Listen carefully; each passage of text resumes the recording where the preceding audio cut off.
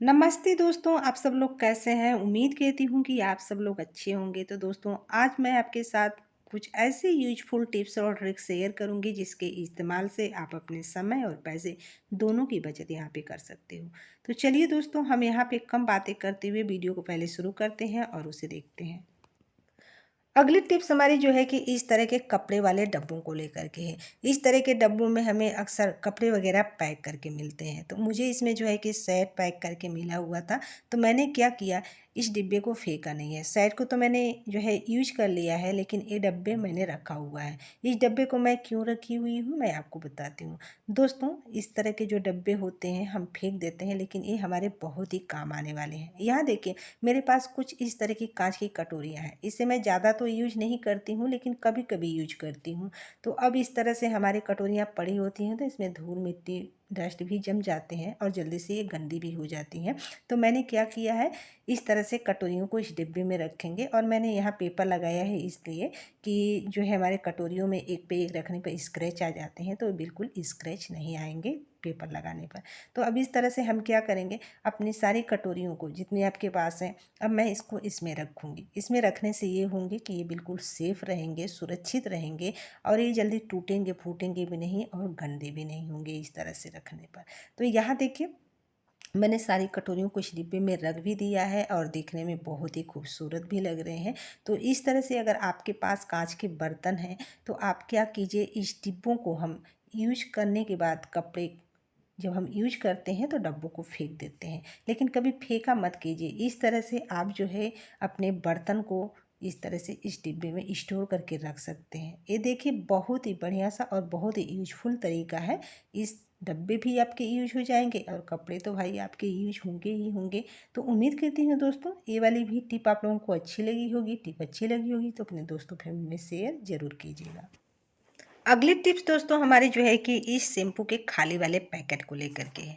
हम क्या करते हैं, जब बाल को धोते हैं और धोने के बाद जब हमारे ये शैम्पू खाली हो जाते हैं तो हम इस पैकेट को फेंक देते हैं, लेकिन हम इस खाली वाले पैकेट को भी बहुत ही बढ़िया सा इस्तेमाल कर सकते हैं। अब इसे कहाँ इस्तेमाल करना है आपको हम बताते हैं, और आपको देखने के बाद आपका दिल और मन तो खुश हो ही जाएगा।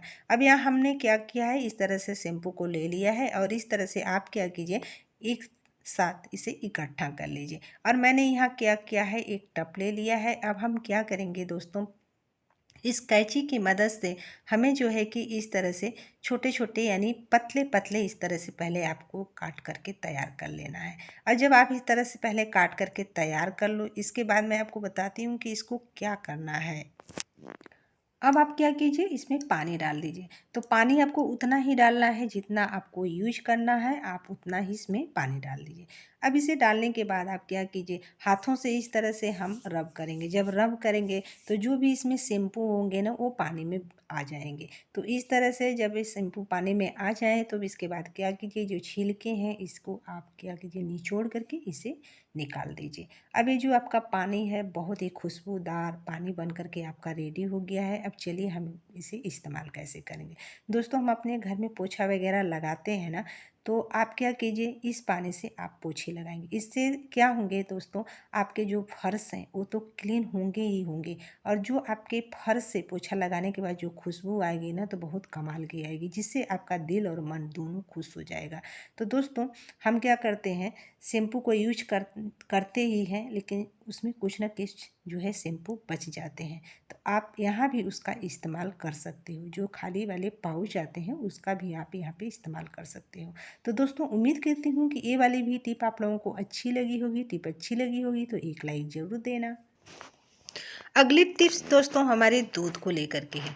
जब इस तरह से दूध को हम उबाल करके फ्रिज में रख देते हैं, लेकिन अगर हमें कहीं जाना होता है 3 से 4 दिन के लिए, तो आपने देखा होगा कि फ्रिज में रखे रखे भी जब हमें चाय बनाना होता है तो ये दूध जो है कि खट्टेपन की वजह से ये दूध जल्दी से फट जाते हैं और हमें 1 कप चाय भी नसीब नहीं होती है कि हम 3 दिन 4 दिन के बाद बाहर से आए हैं तो 1 कप चाय मिल जाए।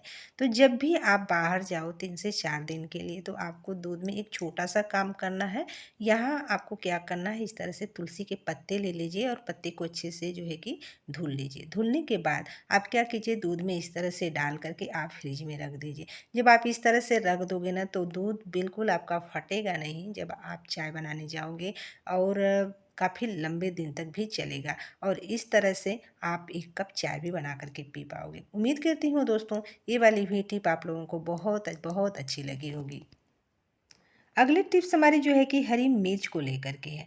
जब कभी हम ढेर सारी इस तरह से हरी मिर्च ला देते हैं और बिना डंठल तोड़े हुए इसे रख देते हैं तो आपने देखा होगा जल्दी से हमारी हरी मिर्च जो है कि खराब होने लगती है, सड़ने लगती है।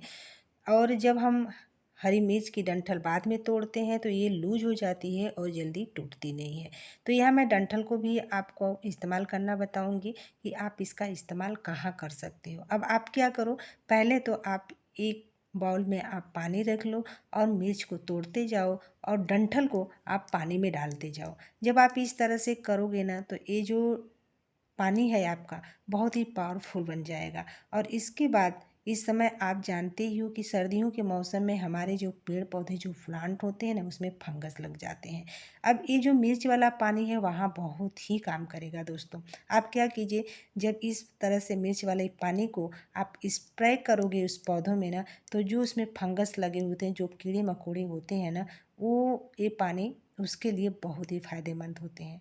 बहुत अच्छे से वो काम करेगा। जो आपके पौधे ख़राब हो गए होंगे वे दोबारा से अच्छे हो जाएंगे, यानी कि जी जाएंगे समझिए। तो ये बहुत ही यूजफुल तरीका है। आप डंठल को पानी में डाल करके आप स्प्रे कीजिए, आपके पौधे एकदम हरे भरे हो जाएंगे और बहुत ही बढ़िया हो जाएगा। उम्मीद करती हूँ दोस्तों ये वाली भी टिप अच्छी लगी होगी। टिप अच्छी लगी होगी तो दोस्तों फैमिली में शेयर करना। चैनल में पहली बार आए हो तो सब्सक्राइब भी कर लेना और कमेंट करके बताना कि आपको कैसा लगा। और यहीं पे मैं अपने वीडियो का एंड करती हूँ। नेक्स्ट वीडियो में मिलती हूँ। जय श्री राम, जय हनुमान।